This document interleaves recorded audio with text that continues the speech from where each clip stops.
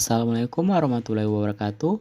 Perkenalkan, nama saya Muhammad Fikri Haikal dari kelas B DKV.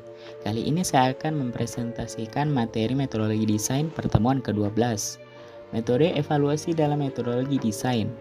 Proses desain terdiri dari 3 tahap utama, yaitu praproduksi, produksi, dan pasca produksi. Setiap tahap memiliki peran dan kegiatan yang berbeda dalam mengembangkan dan menghasilkan produk atau proyek desain. Berikut ini adalah beberapa rangkuman materi proses desain, praproduksi, produksi, dan pasca produksi. 1.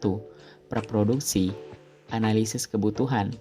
Tahap awal dalam proses desain di mana kebutuhan pengguna, tujuan bisnis, dan persyaratan proyek ditentukan dan dipahami secara mendalam.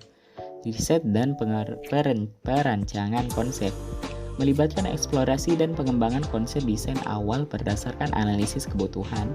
Ide-ide diperoleh, sketsa dibuat, dan prototipe konsep awal dapat dibuat. Evaluasi dan validasi. Konsep desain dievaluasi berdasarkan kriteria dan tujuan desain yang telah ditetapkan. Feedback dari pengguna atau pemangku kepentingan juga dapat digunakan untuk memperbaiki dan memvalidasi konsep desain sebelum memasuki tahap produksi. Kedua, produksi. Perancangan detail. Konsep desain yang telah disetujui dikembangkan lebih lanjut dalam detail teknis termasuk spesifikasi, ukuran, dimensi, material, dan fitur lainnya. Pembuatan prototipe. Prototipe fisik atau digital dibuat untuk menguji dan menguji desain secara praktis. Prototipe ini memungkinkan identifikasi masalah potensial, pengujian fungsi, dan perbaikan desain sebelum produksi massal. Produksi massal.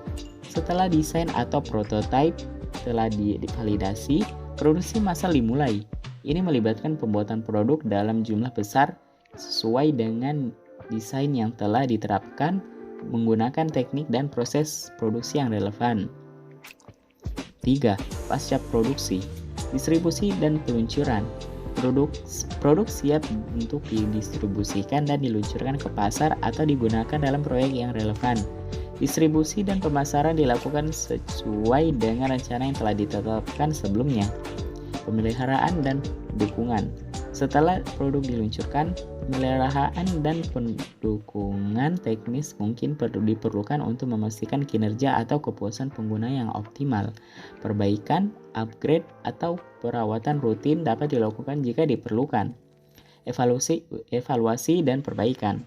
Setelah produk dipasarkan, evaluasi berkelanjutan terhadap kinerja produk dilakukan.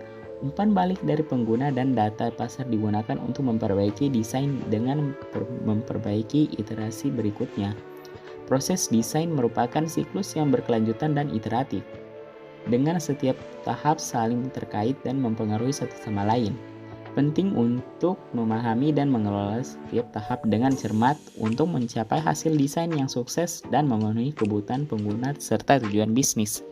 Itulah tadi presentasi saya, lebih dan kurangnya mohon dimaafkan. Terima kasih. Wassalamualaikum warahmatullahi wabarakatuh.